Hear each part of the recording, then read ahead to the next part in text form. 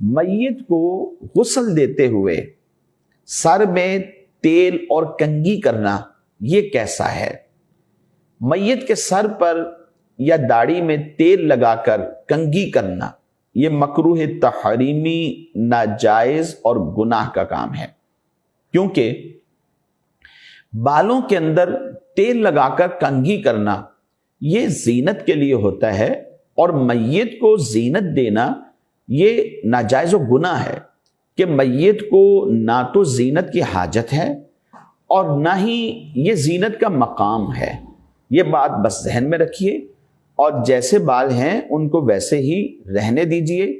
عورت کے بال ہیں تو جب عورتیں غسل دیں تو سینے کے اوپر اس کے بال لے آئیں، اور اس طرح کنگھی کی صورت قائم نہ کی جائے اور نہ ہی تیل لگایا جائے۔